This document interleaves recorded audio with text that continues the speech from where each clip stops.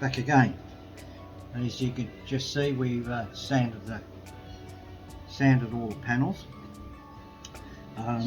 Not that they're just sanded roughly, and I probably have to correct myself because you didn't see the full video before, where I was explaining to people using the sander disc on a grinder machine, on a hand-held grinder,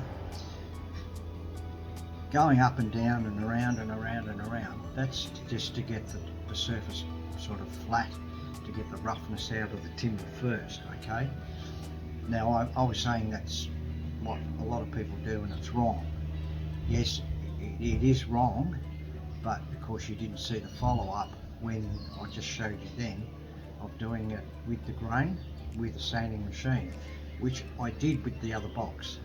So don't think I'm sort of being hypocritical on people that you use the machine and going all around in all different directions, which I did, which I'm saying isn't correct, which it's not, to finish the product.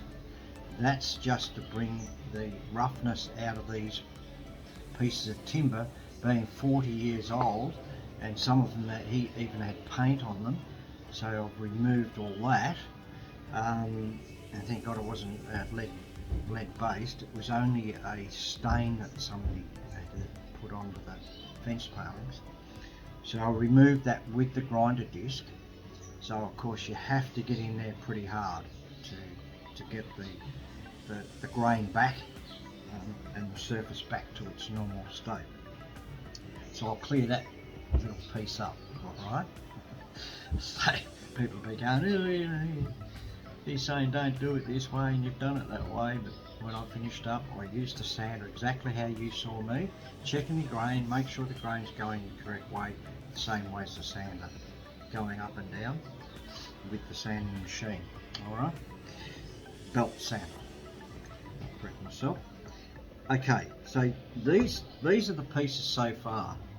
Now it should come up really well because the grain on these boards, although I've had to sort of fill in some of the surfaces here, which you'll see, the grain on that for 40 years old plus timber is just magnificent. I'm very tempted, I've got to use a very fine sandpaper on that yet, but I'm very tempted to think about even oiling one of these, waxing and oiling, see how it comes up. I'm not too concerned about these. I filled these in, but I really didn't have to because the inside of the box is completely covered with felt. So all my jewellery boxes have felt on the inside, so they're all covered, but I still do it. That's the way I do it. Same as the bottom. You might say, oh yeah, you know, look, you know, I filled in every single little crack, every little mark in the bottom, and the outside bottom is that, which will probably do a little bit more, get that whiteness off there. I use a good filler, you can stain over it, but that's the inside, which is covered with felt, and that's the outside. Same here, that's the inside. You see here where I've touched up the grain, and that's the outside. Now I've touched up the grain here, but no matter what I use, I can use an oil base on that, that will soak right in. But I think this grain's going to come up really, really good. And on the outside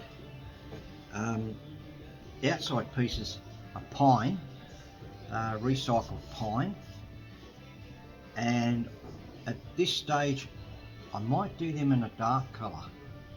I might do them in an oak or a jarrah.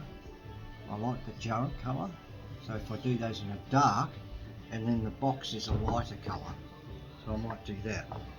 But that'll give you an idea of the shape of the box, except the one difference is, I just put it together as such. You can see there's a high top here. Now the bottom has to be lifted, so the actual bottom will, for example, sit off that much. Probably about that much off the bottom. So it's an elevated bottom, which means it'll bring the top to here, and the very top, the top of these sides will be there. And I'm hoping that I'm going to leave a lip on the top, the same as what there is a lip at the front and at the back as such. It's hard because I'm just trying to show you. So there's a lip there, there'll be a lip on there and on the other side and at the bottom. So that's the plan. I say that's the plan. I do change my my mind quite a few times. Then I should be alright. Okay, so I'll get back to this, and I'm going to glue the two bases up. This box will be different again to this. It's not going to be as high, it's going to be lower. So there'll be two slightly different box sizes.